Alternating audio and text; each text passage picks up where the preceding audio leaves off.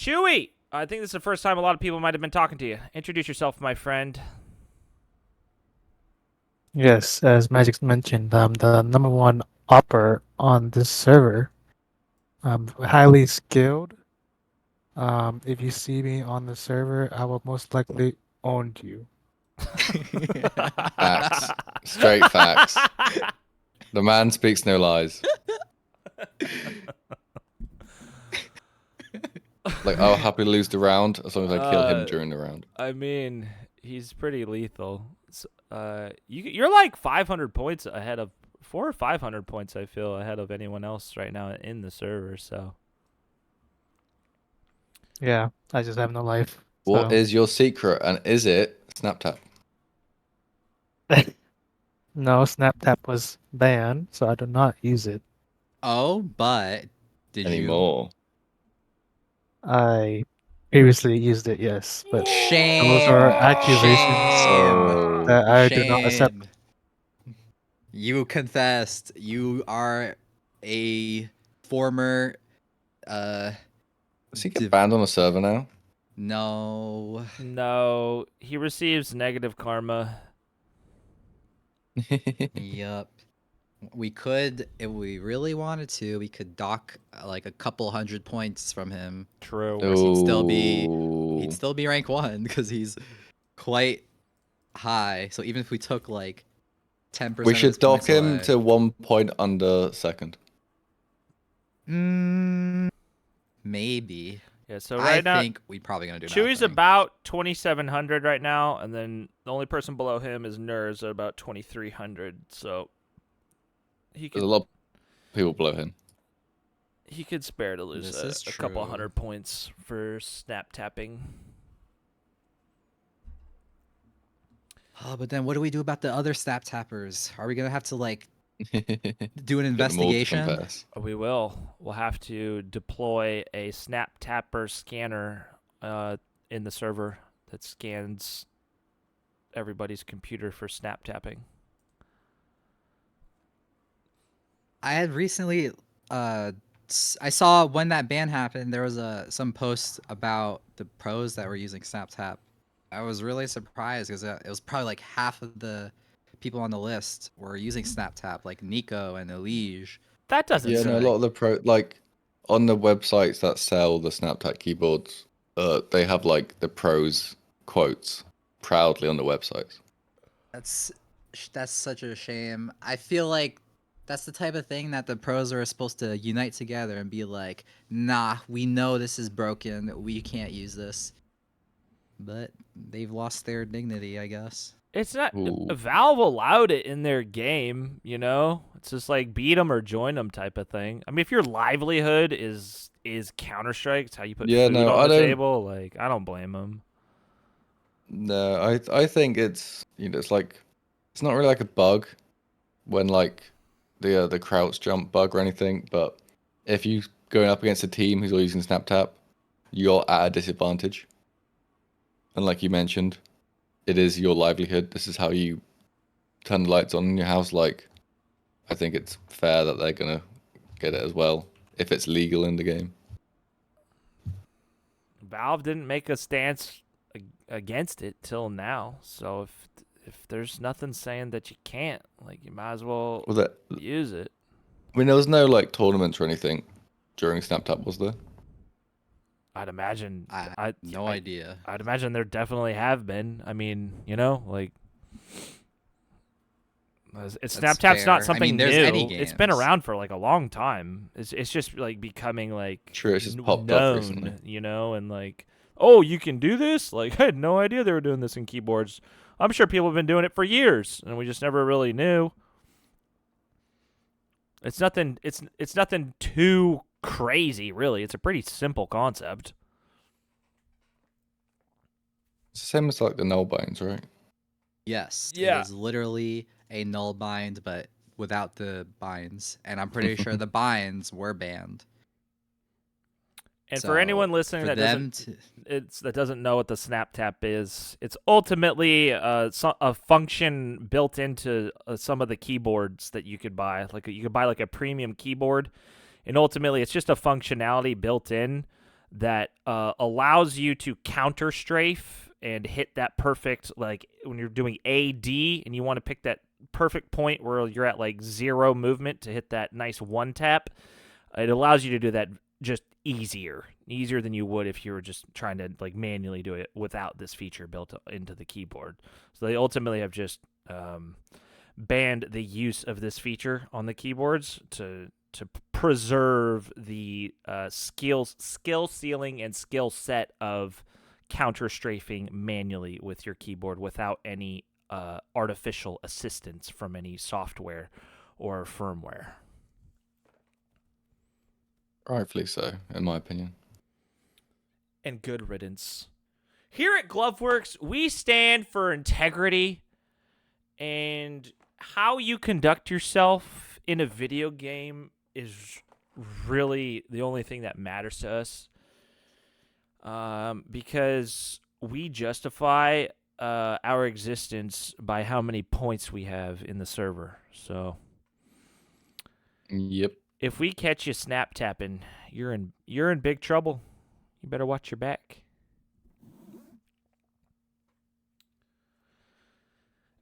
The server, I mean, as popular as it has been this past month, I feel like I don't really see that many cheaters, to be honest.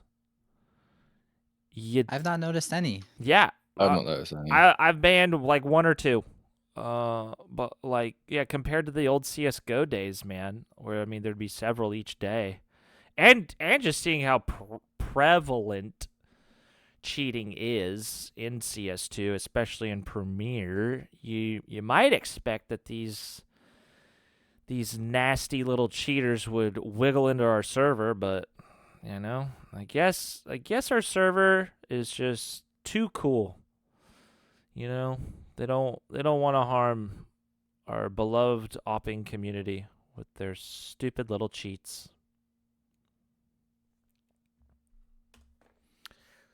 So Good riddance. Cyan Jimbo, you recently released Eggplant. Everyone's been loving it. And everyone noticed the little DannyTroy sticker you have on the map. DannyTroy. Tell us about that cool little sticker, bud. Well, DannyTroy, he's a famous man on our servers. And I have quite the arc with DannyTroy. First time I saw him, hated him. Hated his playstyle. Then as time grew, that hate turned into admiration. And now I see DannyTroy, there's a smile on my face. I see DannyTroy sitting in his corners. I'm like, good on you, DannyTroy. I see DannyTroy clutching around against 3 guys trying to knife him. I say, what a man. And he deserved just a little DannyTroy sticker in his famous corner, where he would be, where I first saw him on the old Eggplant, on the server, sitting in his little corner. And that deserved little sticker. And now, people want stickers with DannyTroy on every map. Which means either I need to go in and edit all the maps, or Justin needs to make a plugin. Okay there, buddy. I may not have to make a plugin. I'm pretty sure we can Find find a plugin. something. But the idea is close enough. I do think there is potential for not just DannyTroy stickers, but for any other server characters. I like to describe the players on the server as characters, because we do have a few of them. If there's any sort of signature positions of certain characters on the server, we could create stickers for them as well, or find some other way to kind of make iconic positions even more special for our server specifically, similar to how Valve has the major stickers on maps. Yeah, we that could is have. true. Like the first one that comes to mind is Cash with the simple little graffiti on the wall and double op B no site. scope. Yeah. Yes. So I guess that is a thing they do on maps, right? Like it becomes like an iconic spot, and then enough where like Olaf has a few. yeah. That would be neat. We could refer to spots on maps by the sticker. That, like, if we see like an insane clutch, which is kind of funny, because there's probably clutches all the time. But Yeah. I guess Yeah, I it'd don't have to know. be really insane. I think like- Ooh, once I we have an bring back idea. the Gloveworks challenge, Yes, that's then the like idea. then like an iconic moment of a challenge where someone pulls off something nutty, then like What that is the spot. Gloveworks challenge? Oh, true. You maybe you know a bit about it, but maybe the viewers don't. I don't Ah. know anything. I'll let Magic describe it. It took us a while. Ultimately, we had an idea of doing a challenge. So we theorized and tried to come up with the best way for some of the top awpers to take a challenge and prove like that they're undeniably like one of the best awpers in the server, and put them through the test of a Gloveworks challenge. And if they come out with a W at the end of the challenge, like, damn, they're fucking amazing. So we honestly overcomplicated it. I overcomplicated it. The old CS:GO Gloveworks challenge was a 30-minute challenge, and at the goal would be for the player to hold a 3-to-1 kill death ratio for all 30 minutes. And over the 30 minutes, a player would they would pre-select 3 maps that they want to play, and then we'd set up the challenge and we'd play. We'd launch the challenge with the challenger playing on the server with like a full server, and then there'd be 10 minutes per map that they selected.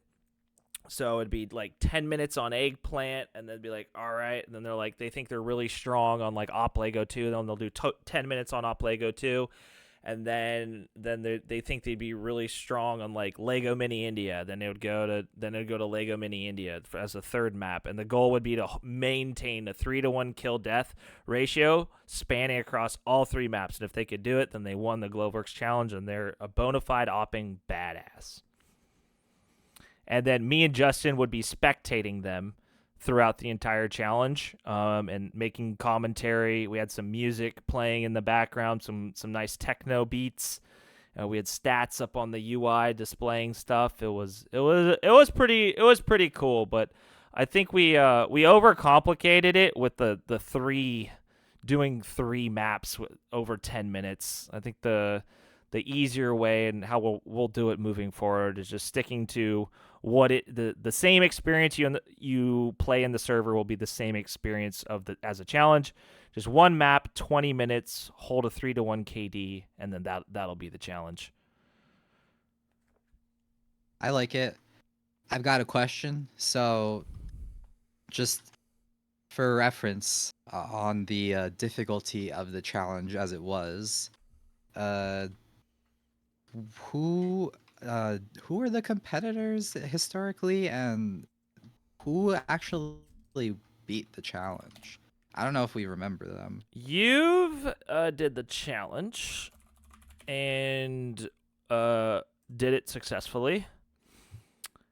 Oh yes, yes. Yeah. I mean, he went ape shit, especially op eggplant. Holy fuck! Like, it was nuts. He was doing some gnarly shit. We had Haltz do it, and I'm pretty sure Haltz got close, but he didn't do it at the very end. And then Yeah, I remember he kept it up and then fell off. He had like a bad map and ended up at like, I think he did poorly on heat and ended up at like 2.48 or something, which isn't bad, but just not 3.0. Yup. And then we had Gabriel, also known as Sequoia. I don't remember if he did it or not. I think the only people who beat it were Juve and Fume, although I don't think the Fume challenge was ever uploaded. Right. So And then Steiker. Steiker, did he beat it? I don't remember. remember. I think So- I really think the only one was Juve. Probably. It's a hard challenge, But- like especially across all 3 maps. I mean, that's what made it so hard, right? Because like I remember choosing 3 maps. I'm like, yo, anyone could just hold a 3-1 on one map, right? Like if they're just locked in and they're gonna do one map really well, but like staying consistent over 3 maps I feel like is very difficult. Yes. Ultimately, probably too difficult for the challenge, and it's hard to understand when you're spectating. You're like, you see all these statistics spanning across 3 different maps. It's just too much. It's the simplest way is the best way. So having someone just do the Gloveworks challenge, try and hold a 3-1 KD on one map for 20 minutes. You do it, you win, you get a sticker, and everyone's happy. The Steiker one. So- I'm looking at the YouTube right now. The first one we did was Steiker, and he did a 4-1 ratio on Gani. That'd actually be fun to rewatch, honestly. That is interesting. I remember him being really good at that map. So even with a 4-1 ratio, does he still really not do the challenge? Maybe I don't remember. misremembered. I don't remember. I'd have to go back and watch and see what happens at the very end. So how is who gets to do the challenge decided? I mean, Good we just question. kind of picked, I guess, knowing who plays in the server. Like, we want to see people win, right? Like, hosting a challenge and watching someone fail over and over and over isn't the most exciting thing in the world, but having some losses is good. So we kind of just picked the top players, really. And then, yeah. I don't think we ever asked people and they said no. But Who? I mean, not who. I know who. Chewie hasn't done the challenge, so he could be one of the people to do it whenever we get true. around to getting a plugin for it in Counter-Strike 2. Chewie, what do you think about doing the first Gloveworks challenge for CS2? I would love to be your guys' little guinea pig. Awesome. Perfect. How often was it done, or should it be done? We didn't really have a rhyme or rhythm to it. I think we were just winging it. Let's see. I mean, we can. Yeah. It's tough. It's tough 'cause hard, It's not about yeah. us. It's about who the challenger is and what their availability. Yeah. Oh, and the Very- stars have to align because the server has to be like active and full, right? So I have to be available, Justin has to be available, the challenger has to be available, and the server needs to have like 20 like 18 plus people in it. And then we can like do the challenge. Oh, I think that's probably why the Fume challenge didn't happen. That the server ended up getting really empty near the I think that's end what of that. happened. So that is exciting to think about. Chewy, what if you had to pick one map that you would do for the challenge? What would you pick? I would like to guess before he says. All right, let's hear it. I would like to hear I'm guessing Creek. your guess as well. I'm gonna say he's gonna. I'd like to put $1 million on the guess of Op Creek. If I think about I would just think about what map he performed best on like the old high scores leaderboard, and probably pick that one. I don't know what it is, so it's really hard for me to guess. I do know which one it is. It's Op Creek. So that's why you're picking that. Okay. Yes, sir. Yes, sir. Yeah. Well, I'm gonna try to be different then. So I'm gonna say he would pick. Oh, and then I'm gonna say it has to be a map that's currently on the server right now. So let's say he would pick.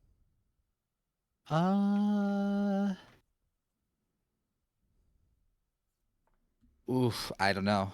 You're blanking. You're blanking. I'm saying Summer Surf because I've seen him pop off on Summer Surf. Although he did say he doesn't really like it or can't figure out how to play it. But I don't know. I'm gonna say, other than if he's not gonna do Creek, I'd say his second best map is Eggplant. All right, Chewie. Interesting. What's your answer? What's your number one map and number two? Some good guesses. You know, a lot of maps changed from Counter-Strike Go to CS2. You know, if this was Go, I would have gone Creek. You know, but there are some changes on Creek that changed the playstyle, which, in my opinion, I don't do great on that map anymore. We Because of have a those side changes. tangent of what The other changes they day, you made. just posted an insane record on it, like 90 kills and 17 deaths or something. What changes were made? So I thought I made that fairly faithfully. So I think it's easier for people to go in the middle. Yeah. You used to be able to jump down, or you still jump down, but the newer strat is just to walk around without jumping down. That's the newer strat on that map. Um, and then the smaller change that I think it makes it play a little bit different is the ramps that go from the second level to the highest level. They're a bit wider than the older map, I think. I don't remember, but they feel a bit wider, which kind of, in my opinion, it's not a big deal, but it kind of changes the angles a little I'm bit. I don't know how to 99% sure explain it. that's not true. No. All What are you right. saying? Whoa there, Oh. Jimbo. I could be You wrong. I kidding? could be wrong. It's a No, while since I made it. I I'm don't pretty think- certain it's a Drama. CS2 issue of how you stand on an edge and like it kind of pushes you out. Yeah, that's weird. It That's could weird. be. Yeah, it's I don't know. quite Yeah. certain it's that. It's a CS2 issue. All Not I just right. know that the map plays. Yeah, I just know the map plays a little bit different than the old one. Do you think that's a meta change? Like people are just playing it differently, or No, it's do you think that? I'm very certain of it. It's something I've already kind of tested on the old CS:GO version versus this one. The spawns have but changed though. In this new version, we've True. put the spawns in Yep, the center. yep. It's something we talked about it in a podcast or two ago. But the spawns no longer scatter you out to the left or right, and we think we should bring some of that back. Oh. Because we've seen the change and we don't like it. We think there is a little charm in putting some castaway spawns out there, forcing someone to kind of get out of a tough situation. All right. Okay, I agree. But- Yeah, it needs a little update. I got you. But I do like Up Creek, like overall. But I think the map that I would choose number one would be Up Eggplant. Okay. Oh, Magic was right. You in like both new regards. eggplant? I do like New Eggplant. I don't know what happened with this one, but I just play a lot better than this one than the older one. The other day I dropped like 120 kills Holy Nice. shit. Wow. on that one. I don't think I've even got 120 kills on this server. I'm not too sure. That's fucking crazy. But I did. 120 kills. Oh my god. But yeah, but that's for the first choice. But the second choice, I don't know right now for the second choice, but I think I think I would go Up Creek, to be honest. I think it's not the first choice, but Up Creek Okay. was second for sure. Fair. And then third, I think if I were to go to a third map, it would be like Summer Surf or like Lego 2 maybe. Interesting choices. I don't Yeah. think Lego That's fair enough, 2's though. that too far out there. I think a good awper can slice and dice Lego 2 up pretty well. It's Um, very interesting. I'm like, I don't know how to decide what map to pick because I'm not. If it were me, I don't think I could even do the challenge. But if I were to Oh try, come! I You feel gotta like have my one strong map. I think you can. You're downplaying it. You've held right. So the issue is, I think my play style is probably too team dependent. Where like if I like, whereas an actual top player would just be the person who like defines the team. I'm more like a person that performs. Like my performance is reflected by how well my team is doing. Okay. So if I'm on the losing team, I'm probably not gonna be doing well on the map. So for that reason, like Lego 2, if my team falls behind on like the top side, like we don't have no one push the ramp, then I'm probably gonna be struggling to figure out how to get into the round. And I'd probably pick Lego 2 because I think it's one of my favorite maps. I think that India V2, even though it's not on the server, I think that's a map that True. you can perform on even if Interesting. your team sucks, mm, because it's the long range fights. That's why I tend to talk about how I like long range fights. It's because it just gives you more time to isolate fights and turn the game around when your So you're team's not going to pick slacking. Doodlebop. I would not pick Doodlebop. I would go to spectator when Doodlebop's on the server. yeah, Doodlebob is like once it's a full server on Doodlebob, it's just chaos. Like if the team that has top controls that round, it's basically game over for their team. So yeah. Yeah, on Doodlebop, it feels bad. Yeah, you're right. Like when you don't get when the opposing team gets the top of the map, you're just sitting there. You know who does actually surprisingly well on Doodlebop? DannyTroy. I was gonna say DannyTroy. I was gonna say Ner or DannyTroy. Both of those names popped up immediately. Because DannyTroy is just a magnetic player. He goes to his spot right by the ramp he goes to the right side, right by the crouches on the wall, right by the ramp, and then pretty much most rounds someone else jumps on his head and watches his back. And they do the stack, and it's like it's such a good strat, and it works really well. The other DannyTroy map Very that I feel like if DannyTroy might actually be able to do the Gloveworks challenge. Like I'm not even I'm not it's not a joke. I've seen him like top frag on Asylum. He sits in spawn, crouches behind the box, and you have to peek him to get the kill, or spam the box. Or he's got like one or two spots on Asylum where he legitimately like I've seen it. I've seen him hold a 3-1 KD. Like he can do it. There's no way. There is a way. I don't believe you. There's You have no to way. believe. You have to believe in DannyTroy, dude. Believe in Danny Like Troy. you were just talking about having a potential DannyTroy gameplay lo-fi. Oh YouTube yeah, video. I think this is a great idea. Okay. Like that's just telling about his play style. There's no way he could do what the we need to challenge. do. Okay. So for anyone listening, one, we need B-roll of this podcast footage, or the footage that you see on the screen right now on YouTube.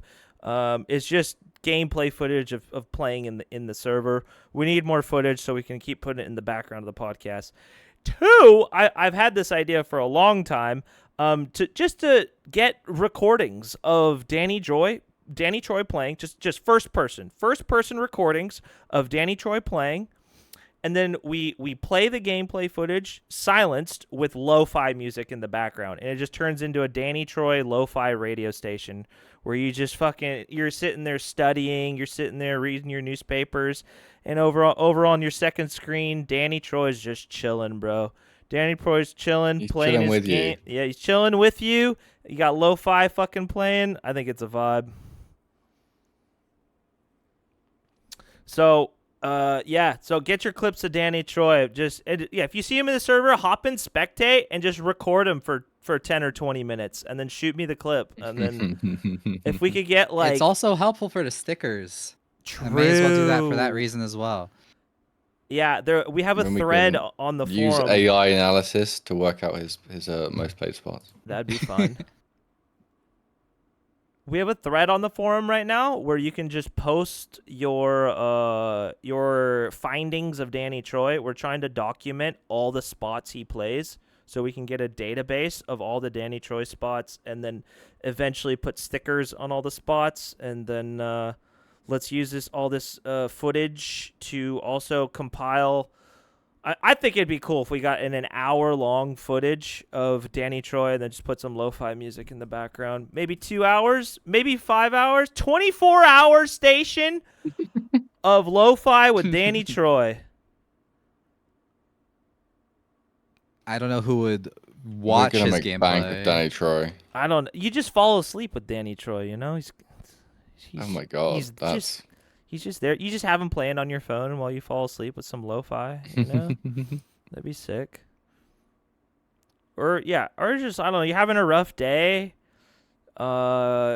Just take out your phone or like cast YouTube to your TV or something, and then just put DannyTroy on the TV and just mute it. You don't even need to listen to lo-fi music. Just be comforted that there is a DannyTroy out there. You know. Living his best life. Justin doesn't seem too impressed. He's not a good player. Whoa. You're not gonna convince me he can do it. Whoa. You can't. I will not. Brother. We can't talk about how amazing the Gloveworks challenge is and how good these players have to be, and then be like, "Oh no, I think DannyTroy can do it." That's discrediting all the people who failed it. They're not DannyTroy. Right, but DannyTroy is also not even close to them in terms of skill. In terms of the fame, he's probably one of the most famous glove workers historically at this point. Maybe current time he's the most famous. It'd probably be a contest between him and Nur. Yeah, him and Nur. Bird food's pretty popular. No, Yeah, not but, anymore. new Not people anymore. wouldn't Yeah, know. new people have no idea who bird So food like in is. current day, no, he's more of like he's in the Hall of Fame, but like it's like the Hall of Fame where people don't pay attention to the Hall of Fame. They just want to know now. And the Hall of Fame's very funny. Hall of Fame would be interesting. So That'd be cool. We could just put like whoever won, and then have a Gloveworks Hall of Fame. Oh Whoever yeah, won, yeah. like, If you win the monthly Gloveworks leaderboard. challenge, we've got a Hall of Fame. That's like the point. Like, yeah, what's the Gloveworks Hall of Fame?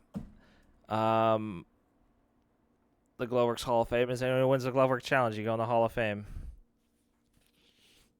That'd be cool. That'd be cool. Sounds good. In terms of like this is like a little bit of a backtrack because Jimbo mentioned the frequency of the challenge. It's definitely not going to be as frequent as the podcast. I think it'd be cool to at least try once a month, maybe. But like that also just depends on when I get the plugin working. But I think the leaderboard's set every month, right? Yeah. So surely the man at the top of the leaderboards every month should then take on the challenge. but it's just going to be Chewie doing the challenge every month then. Well, you can't do it in back-to-back months, so then it will default to second. Fair. That'd be fair. Yeah, I mean doing one Gloveworks challenge a month is definitely doable, and that's definitely a good way to be going about it. So, I'm with it. Speaking of the leaderboard, Chewie here is the guy who developed the leaderboard. He developed it, and he's number 1. And he's number 1, so it's I probably don't know. for It's looking. sure Not rigged, confirmed. not rigged. It's rigged. It's rigged. So, Chewie, do you have like I mean, obviously you've got front end skills developing and designing. I mean, how many days did it take you to kind of whip up the leaderboard? I don't remember because I initially made that leaderboard a couple months ago when you were asking if someone Oh, that's had right. developer Yeah. skills to make a leaderboard. So I made that a couple months ago, but we recently only put it now. So, but I don't remember how long it took me exactly. So tell us about the cool little bells and whistles and features you get built into that thing.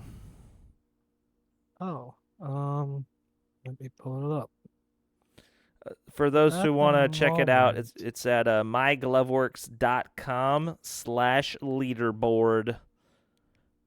Yes, that's correct. But I mean, it's your pretty standard leaderboard. It has your rating that looks like the Steam leaderboard ranking, not stolen, by the way. It has a Steam profile. It shows you the active players. You can filter it by the active players, which is pretty cool. We have your daily point gains and loss every day. And we have a banner at top that needs to be changed. But right now it shows you the map info of Op Mango. Sweet. Yeah. And then what about that little button for online players? Yes, that's the filter. If you wanted to filter by only online players, then you can check mark that as well. So what I'm doing when I'm in the servers now, like pretty much every single time I'm playing in the server, I open up my Steam web browser overlay, and I open up the leaderboard, and I click the box to filter online players only, and then I watch my session data and see how up or down my points are, and I look at other players. So what'll happen is on the leaderboard, it'll show you. You can click online players, and then it'll show you all the players that are currently in the server with you, and then it'll also show you if they're how many points they're up that day or how many points they're down that day. Is it per day or is it per hour? How's the up or down points one work really? Yes, that one's per day. Per day. It resets at 12 a.m. Pacific time. Okay. So it'll be later for Eastern Central, but everyone will have 24 hours to display their change. Sweet. Yeah, so I have that thing open all the time, and then when after every few rounds after I die, I open up my little web overlay, and I look at the leaderboard. I see how well or bad I'm doing, and see and then it'll say like people's ranks in the server, and then if they're doing well or if they're doing bad. It makes it more pretty. It adds fun, makes it more engaging for me. I enjoy it. Sure. Yeah, I think adding the ranking system is definitely brought more active people to the server. Rad. It makes you stay on longer. Yeah, that's right. I'm hopelessly addicted to points. Points are very important. Get your points up. I find myself Yeah, nothing without our points. if I don't go up at least 50 points a day in the server, I'm having a bad day. I won't leave the server till I get it. I agree. It's hard at the top as well. And I spent like an hour yesterday and I lost 5 and I gave up. Yeah, you get barely any points where you at. Yep. On a real grind. I'm down 36 today, man. It's Oh, damn. a struggle. Like Stay at the Magnus top. Carlsen. Yeah. You know, this doesn't get any elo for beating people so below his level. That's hard comparison, but yeah, I see what you mean. Oh, you know what else Yep, is? Chewie's the goat. You know what else is like actually big and huge and massive? Auto team balance is back in the server. Oh yes. That's like actually huge. I didn't really realize how big of a role it played. just because we've had it for so long, we were just absolutely blessed with the best auto team balance ever created in CS:GO, and it was just on the server for so long. I kind of just forgot about it and just got used to it, and it's just like, but then seeing how being on a shit team can really affect the outcome of your points. And now that we have the auto, Justin here you take it away, Justin. You made the damn thing. Tell us about the auto team balance, how what it was in CS:GO. You recreated it for CS. Just take it away, bud. All right, I won't go too crazy here because if I do talk about it, I could be talking. We're about here it for for like it. hours. We're here. This is what this is. It's not that. It's big. It Okay. literally switches It is is to a big. different team. I understand it's big. It's like something. It's part of our lives. Right. Okay, so this is the situation with it. All right, so since the server revival, and like the website having a leaderboard and all that, and it actually feeling competitive again, I went on the server and I saw the team stacking going on. And I was like, all right, we're not gonna have this. So I was like, okay, since the servers revived, the only person who can do the balance is me. So I guess I have to. And so I told myself I'm gonna spend 24 hours, I'm gonna get grinded on it, and then I did it in 24 hours. Minus some like bugs I had to fix afterward. But yeah, so just a very quick explanation of what it does. It uses it assigns a skill for each player, and the skill is measured based off the amount of kills they get per round. So it's a ratio. And then every time there's a balance, the teams change, and because like people's performance is determined by their team usually, we also have to spend time recalculating everyone's kills per round after a balance. So that's the gist of it. There's also a balance whenever like team sizes are mismatched. Valve's built-in auto team balance does that at the start of the following round, whereas mine does it at the end of the round, like a little bit sooner. So if you see the balance happening like a ton of times, it's probably because one person left one team and there was a mismatch in team size. So that's the main culprit of why it happens so much. But at least as of like yesterday, I made it stop killing you, which is nice because people did not like dying during a balance. And yeah, that's pretty much the gist of it. So, at Huge. what's the threshold, or what's something that triggers the auto team balance to then Good question. see, Good oh, question. stuff ain't right. I need to initiate the balance. All right. So, like I said, there's each individual player is assigned a rating or some metric, and that is their kills per round. What the plugin does is at the end of every round, it calculates each team's average kills per round. So it takes each player's kills per round, adds them all together, and then divides it by the total number of players. It does that for both teams, and then if one team is more than double the ratio or the rating of another team, more than double of the average, then it'll trigger a balance.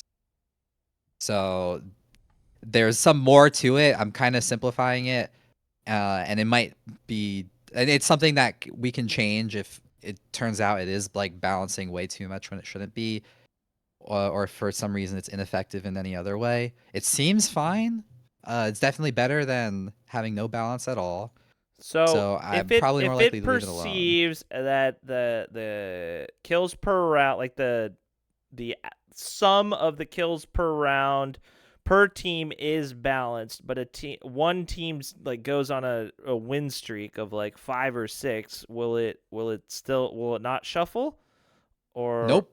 Okay, so it's like, no. I got rid of that. That's how it used to be. I know why you're saying that. So it used to be influenced by team win streaks, there are a whole bunch of other things going on.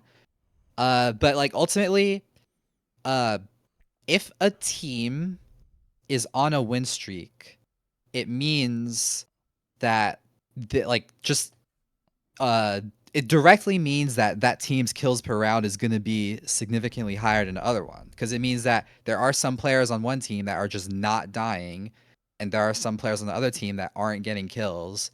So like just the way it balances out, if one team is winning, their kills per round is just going to eventually end up causing the balance. Like their one team's kills per round is going to rise while the other one falls. So it's kind of doing the same thing as one team going on a win streak, but it's it's just measuring it in a little bit of a different way. I see. Well, yeah, I've definitely noticed, because we've had it for about a week now, and yeah, it's nice to be in the server, and for the most part, like, the wins per team seems to be quite balanced at most times. You don't really see the counter terrorist teams has 30 wins and the terrorist team has like 2 wins. You don't really see a team dominance anymore. So thank you. It's working great, and I think we all love it. We do. Jimbo, Mhm. so you released Eggplant here, Yep. and I know you got some other stuff cooking. What are you willing to share? Things always be cooking. Oh, that's some other op maps that you've been cooking on. What do you want to tell the folks about?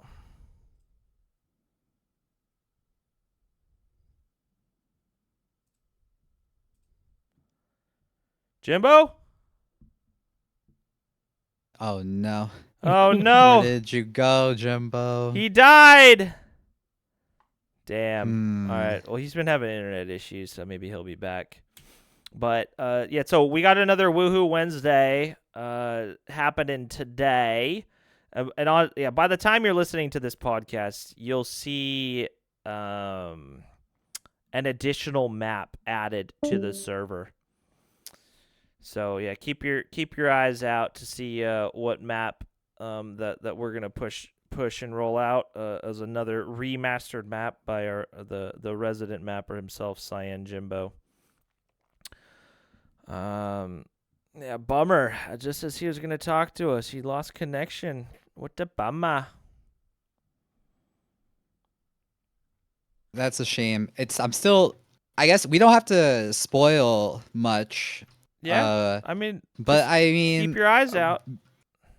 yeah, we'll see some, like, they already know about how Asylum's being remade, and Mini India and Eggplant are already on the server. Yep. Uh, Oh yeah. So what? Yeah, we didn't even really talk about it. Yeah. So Cyan Jimbo remastered Lego Mini India.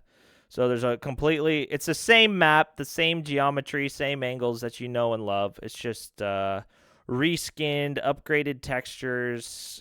He redid the textures himself. So now there's like actual little Lego pieces everywhere. It's a vibe, and much better than the port I did, which eventually errored. So, yeah, you can check that out on the server now if you haven't already. So the Lego Mini India is back. It's got the side spawns that we were talking about. They need a little bit of adjusting because some of the side spawns you're staring right at a fucking brick wall and it's annoying as hell. So we'll update and fix some of those spawns. But yeah, it's nice to have Lego Mini India back in the server for sure. it's an interesting experiment compared to Creek, where he changed the spawns, and then for Mini India, where he kept them exactly the same.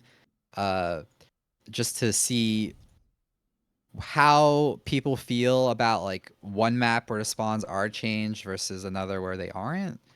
I guess we have to let Mini India sit a little longer. I feel like people, since it didn't change, people aren't really gonna comment much about it. Although and just like you mentioned with that one spawn with the wall being in your face. That's like one of the first things I noticed as well. It's like feels kind of obnoxious. So there's probably a middle ground between like shoving all the spawns in the middle versus keeping the original spawns. Yeah. I'm sure we can just decide what the actual best spawns are Yeah, we on can a map balance by it map out. basis. I think right now it has like 4 spawns on the left and 4 spawns on the right. We could kind of just cut it in half to 2 spawns on the left, 2 spawns on the right. So it'd make the likelihood of you spawning on the outside less, but not completely removed. Sounds good to me. And another huge, massive update for the Gloveworks community, where we have relaunched Gloveworks Cherry. This time around, we're launching it in Chicago. The old Gloveworks Cherry was in New York, and I found that having the second server in New York and having the main server Mango in LA, since the two geographical locations are so polar opposites on the complete other sides of the country, that it created like a divide, a great divide between. There's almost 2 separate opping communities. You'd have people like you'd have the Gloveworks Cherry community, and then you'd have the Gloveworks Mango community, and then like not the crossover. Sometimes people would only play in Cherry just because like, yo, I'm on the East Coast, like, and like I don't want to connect all the way to Mango. Playing with like fucking 80-90 ping is not even worth playing, so fuck it. Like it's either I play Cherry or nothing at all. And then the same on the West Coast, right? Like, so if you're I'm in California, playing on a New York servers, it's rough. It's rough. So I think Chicago should hopefully make the experience. I mean, obviously, if you're on the East Coast, you can connect to Chicago with some pretty decent ping. If you're in Central America, depending on where you are, you're going to get some good ping to Chicago. But the hope is that earlier in the day, typically the Cherry server would populate just because of time zone reasons. That it would be the first server to populate with full of people because they're getting off of school or work first. But the idea is that even if you're on the West Coast, you can still connect to the Chicago server, and it won't be an unbearable experience. You'll still get pretty decent ping. I think right now it's like around 50 or 60 ping in there, so it's still tolerable. You can still play there. So hoping that it's more accessible to more people being in Chicago. That's a good point. Until you just mentioned it now, I didn't think about how it might be hard to get people in Chicago. I mean, just in the East server in general, not Chicago specifically, but making it a little bit closer to West might be a good incentive to, not good incentive, but just a compromise to get people from West to at least give it a chance. Yeah. Or like it's not as painful for them compared to if it were in New York. So if we were to try to convince our West players to get in Cherry, at least temporarily, to bring it some life, and introduce some East players to the server that is populated, it makes sense to have it in Chicago rather than New York. Right. And So the I'll community, take that sacrifice. the community, it's the Glowworks community, it's probably about like 70%, 60-70% West Coast, I'd probably say. So with the core community being like West Coast centric, I think it's just a nice compromise and just a better experience for everyone. Is that like the core community has good access to Chicago and the LA server, and then anywhere else on the East Coast, you should still be getting good ping to Chicago. So I think it's a win-win across the board. Instead of having the opposite, where like it's just West players playing on the New York server, bad experience, and then New York players playing on the West server, bad experience. At least we have a middle ground for everyone. So we'll see what happens. Hopefully everything works out here. True. That's something I like what you described about the whole like divisive culture is how it was. Like there would be we had the combined leaderboard. West and East used the same leaderboard. So Right. there would be people at the top of the leaderboard because they played East. And I'm not trying to say they were like bad players. They were fantastic players. Like Flyrai would be on the top often, but he played both West and East, but he was an East Coast player. So he would pop off on that server and was one of the big members known in the East community. And then there are some names that people on the West would like have no idea who they are, and they'd see them on the leaderboard, be like, "I've never seen this player before. How are they on the top?" I'd even hear like rumor of like, "Oh, people are going on East and they're weak. These East players suck." And I will not take that slander. Okay, the East players are arguably better than the West players, right? So I will not have that kind of slander about the East community, even though they were not really as loyal. Meaning, when competition came around, the East community lingered to other servers while West stuck around the Gloveworks. So East may be better players, but they are not the real ones like the West Coast players are. So yeah. And welcome back, Mr. Jimbo. Or is that? Are you there? He rejoined, but he must have lost his internet again. Oh no! Catastrophic failure. Well, we can still talk about maps. So we are still deciding on other maps for him to potentially port. He does want to do. He mentioned Heat because Yeah, that was one that people were mentioning. yeah. Heat's in the So works. I am excited for that. But I mean, we're ready. So he's pretty much nearing completion with Op Rooster, also known as Op Applejack, by the original creator known as Slender. The same man who created Op Gani has another map called Op Applejack, also known as Op Rooster. And Jimbo Roost, no. Oh, yeah, my bad. My B. That's Roost. And yeah, so Jimbo's gone in and remastered it, so it'll be looking tits. It's gonna be looking real good out there. And then what? Oh, he redid Gani too. Fuck. Yeah, so that's gonna be remastered. So look out for another remastered of Gani. Yeah, we'll also have to talk to him in between today and tomorrow and see where they're at, if they're ready to be pushed out to the workshop and put on the server. But they're looking pretty damn good. And then then he's working on Op Heat and Op Asylum. Those two maps have a lot more details that he to be going into. So we'll see what the release is gonna look like for those. But hell, the more maps the better. The more maps the better. So we're slowly but surely rebuilding the Gloveworks empire, getting opping back to its rightful place in CS2. Just the sweaty, grindy, filthy, scummy, points addicted oppers of the world, just proving themselves day after day in the Gloveworks servers. My God, it's a beautiful thing. That's right.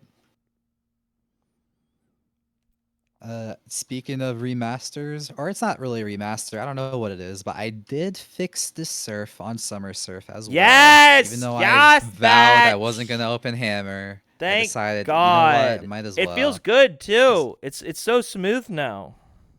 It was complete luck. I was surfing on it. I was like, okay, there has to be something. It can't be my fault. I was reading this post by it was some random thing I found on GitHub. You could do like a text post on GitHub. It's weird. Someone named 0KZ or something like that, 0ZK, I'm not sure. Or he made a post explaining the issue with surfing in Counter-Strike 2, and my understanding of that was basically the surf I made on Summer Surf had too many faces. So there were like too many chances for you to get caught on an edge. So I just reduced the number of faces to reduce the chance of you hitting an edge, and whatever I did, it made Dude, it it works, fairly dude. It's smooth. buttery, bro. It's buttery. Yeah, so comparing, like, I think it's very similar to how it was in Counter-Strike Go. So every once in a while you might get stuck, like, but I believe you can, if you Hello, are hello. familiar. Well, welcome back, Jimbo. Thank you. Just to Sorry. finish my sentence, if you're like familiar with where you get stuck on the Summer Surf now, you can avoid it. So it's just Yeah. like, you just got to get a feel for it now. Jimbo, we were just talking about the maps you're working on, being the Op Heat, Asylum, Applejack, and Goney. At what point did I cut out? Long We time didn't, ago. yeah, we didn't hear a single word. I basically asked you about the maps, and then there was I just it was cut out? it was crickets. Yeah. That's really funny. How much Were can you you tell me? talking? Yeah, I explained it all. No, Oh, what a man. disaster. You It didn't didn't even take me that notice. long. It's Oh, just the 4 maps. yeah. And I said, I think, yeah, Heat is only going to come if Chewie is number 1 at the end of the month. Really? Well, that's pretty much Wow. guaranteed. So Yeah. we're There gonna we have go. Heat then. Unless someone really doesn't like Heat and wants to get rank If 1. you don't like Heat, you know what to do. Yeah, I'm a big fan of Op Cold. So Does that exist? no, No. that was just a very bad joke, which I'm known for. Yeah, I just wouldn't be surprised because, I'm looking it up. I mean, it's definitely not been on Gloveworks if it exists. Yo. It's There's not a no creative Orc name. Cold. There's no Orc Cold. And Orc Heat is. Op Heat, it's different, all right? It's fire. It's fire. Right. Fuego. No one would name their map Op Cold because it's like, oh, Well, it's if like it's an ice map. right, but like if a map's cold, it's like it's not fire. It's not good. It's like it's not on the scale of like 1 to bad. It's like I don't wanna go there. It's too freezing. I need a blanket. Yeah, I'm not good at analogies, No. so I'm And gonna I stop might, that. yeah, I was also saying I might port. There's a old map of mine I found, which is a smaller map, but it's a bit bigger than Doodle Pop, I think. So, Doodle Pop. We might try and bring that in, see how people like it. And then there's a few other old maps I used to play, which I would like on the server. Hold your horses. I'm gonna So- stop you right there. We have okay. There's a vigorous amount of feelings about what maps get onto the server. I understand you are our mapper, but there's it takes like we have there's like tests we have to determine like altogether if a map will make it into the pool, if you know, like, so I don't like I would just we have to decide based off even your if it's an old map that you like, just before you go ahead and remake it, we have to figure out if it's something that we would be interested in adding, because I don't want you to waste your time and then like we They're don't gonna end up remake my adding map it. anyway because it's my map. Yeah, your map for sure. I'm not gonna stop you from doing that. And I guess if like it's just if you remake one of the other maps, and then it's like we like the people don't like the gameplay, and like we can't like force it We on we them. need to have some way, like a day a week or a day, whatever it is, for either. And this was something I forgot to bring up last week, for like map changes. So we were talking about map changes last week and like altering the maps we have, to improve them or to change them up, whatever the reason is. Yes. And like maybe there's might be a ball ache to do on my side and your side. Have a day where it's like this day are now going to be these maps, and they're going to be either new maps or they could be maps which are the ones you've played with the changes. Yeah.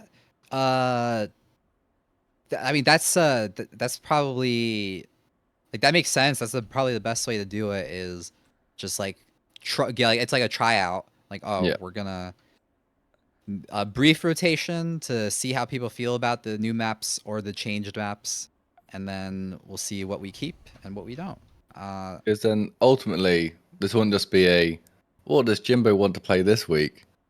You know? that's the worry. Is okay, this guy's gonna take over our whole map pool now. No, it would be like, your main map. Like, if someone wants to make a map for the server, we could try it on. And I think that would be like, it was not going to be the biggest push in ever, but it might be the most important thing. You know, try and get people making maps, making new maps. Because, like, and this is for all Counter-Strike players, they just hate new things. I swear to God, people just want to go and play Dust 2. People just want to go and play AWP India. Like, you know, new things are great. Change is great. Can be great. But, like, you know, new is always better. That's a saying someone wise said. I think I heard someone named Cyan Jimbo say that about 5 seconds ago. Very True. good quote. And then if people, again, you know, if there is another map which someone's made for Counter-Strike 2, and it doesn't look like absolute, and it's not just like, I don't like the straight Python ports. I think that's lazy, and you shouldn't get credit for that. True. You know, at this point, you know, it's been what, like a year, right? How long has Counter-Strike 2 been out? Yeah, it's about a year now. Yeah. You know, so like, you know, when the CS2 came out, and you just want to play your old maps, then yeah, absolutely, the Python port guys who made the videos, excellent work, and the people who then followed it, ported the maps, excellent. It's been a year now. So, just for clarification, what is a? You don't have to go crazy explaining it, but what's a Python port? So when you don't, well, I haven't done it because I don't like coding. But Magic could probably be a bit more in depth. I don't know how much of the editor you have to use. But it's you run a script and then it will like take the old map and put it into the new hammer, porting all the textures and models, which is probably the most useful thing and something that like is actually quite useful. But then like not doing anything else. Like I don't know how much work Magic did on top of the Python stuff. If you could. Yeah, I mean, Say. so when you port something over, so when someone's doing a port from CS:GO to CS2, they're essentially grabbing the old map file, then they're taking it, they're running it through a Python script that extracts all the assets used in the map, and then it's converting them to file types that are used in the new Source 2 engine. But what happens is that all the geometry in the map is sliced and diced into triangles, because that's what the video game does when it's rendered on your computer. It turns every face, every like texture that you see, it's not actually like a square or just like a panel or like the front of a building. It's sliced into multiple different triangles, so your graphics card could, you know, process and display this on your machine. So ultimately, the geometry on these maps just gets all fucked up. Like the way the map is kind of spit out from CS:GO to CS2, you'll notice things are misaligned. There's some if a model's a little too complex, or some of the meshing on the map is a little too complex, it won't even render. It have visibility issues of where some walls will be fully transparent and nothing will be drawn. It'll be all fucked up. So then you'll have to load the map up in the new Hammer editors, try to spend all your time fixing all these fucked up faces, and then yeah, it's just ultimately long term. It's more work. The juice ain't worth the squeeze, and it's if you just get better. There's definitely people that wouldn't go out their way to do additional things. Right. Exactly. The whole point of it is it's like it's mostly automated it's lower quality, Yeah. and most of the people I feel who were doing it just end up like slapping their server logo onto the map, like taking credit for their own, and it feels kind of scummy. So like, especially because it's just like a low effort, low quality port. So yeah, I get the whole sentiment of like we don't like doing that.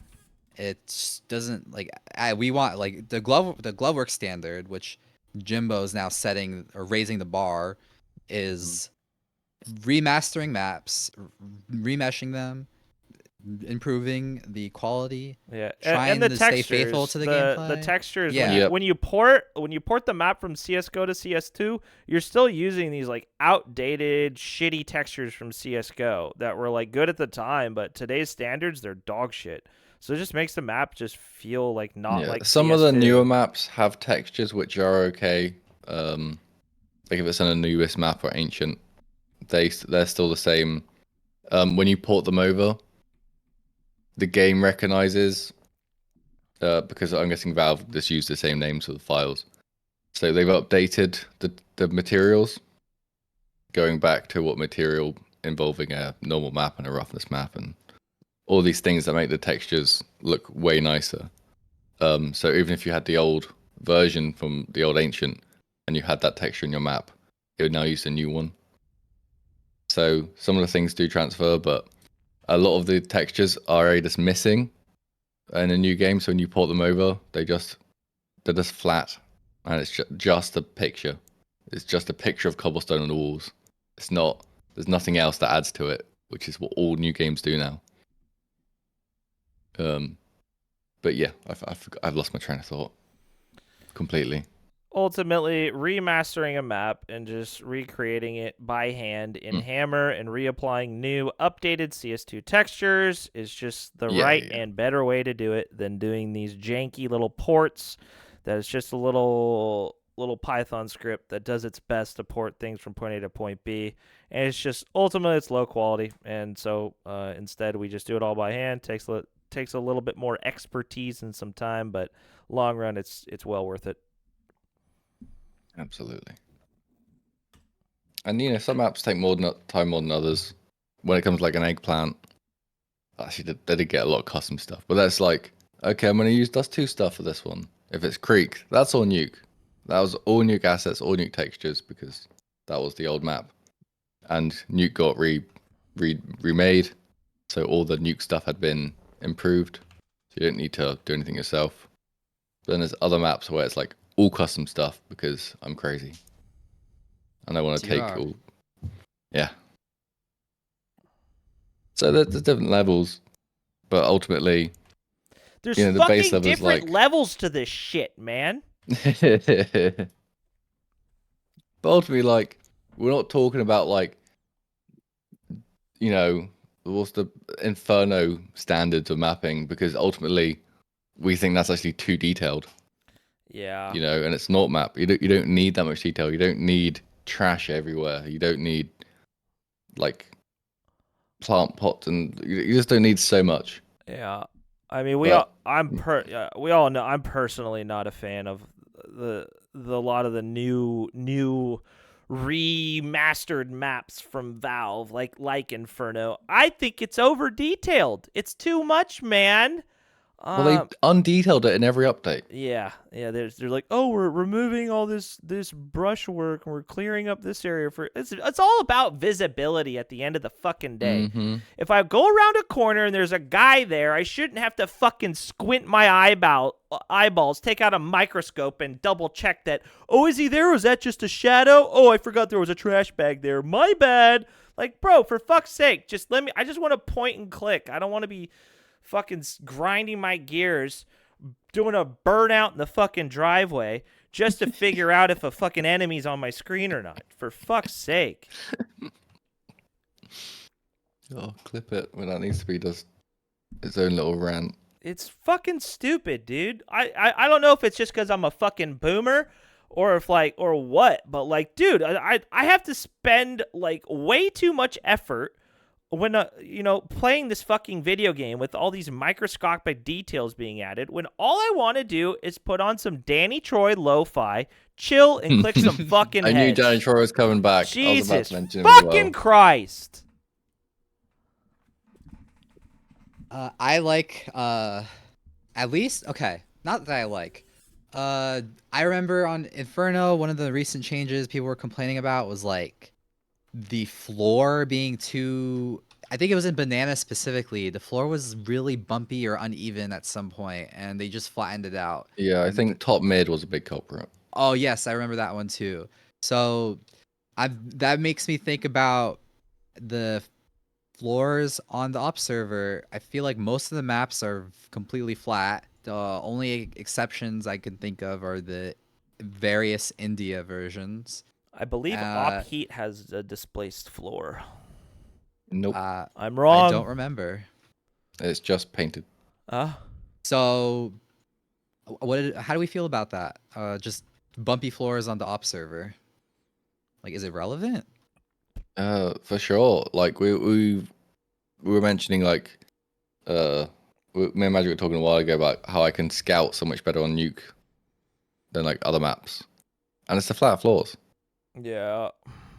Like it's the flat floors. It's being able to like swing out wide or close, whatever it is. But this holding D, counter strike A, take the shot, and you don't have to worry about micro adjusting up and down.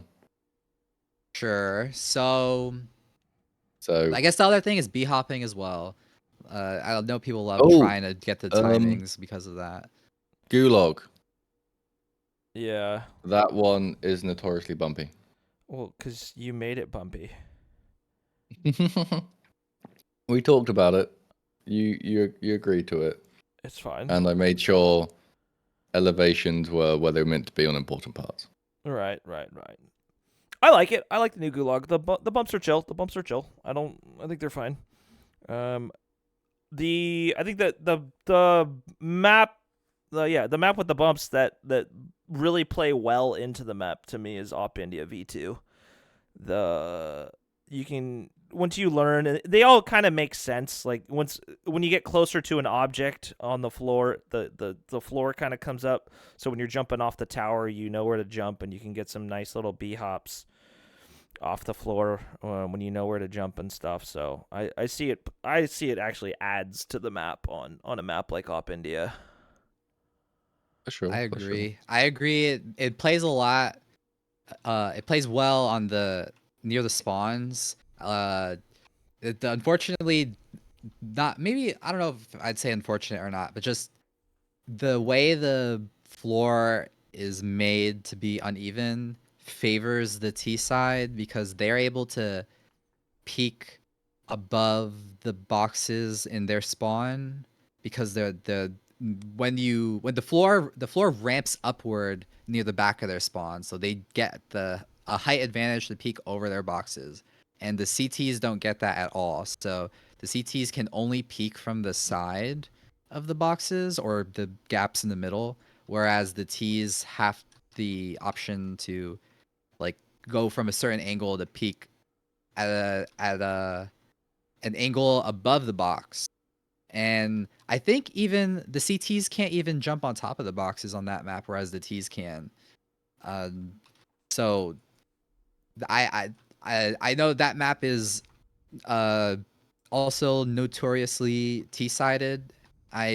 So I feel like that partially is because of the uneven floor. So you have to mappers would have to pay a little more attention to Ultimately, place them with intent. Yeah, I mean, ultimately, Yeah, it's definitely like it's just like a mapping.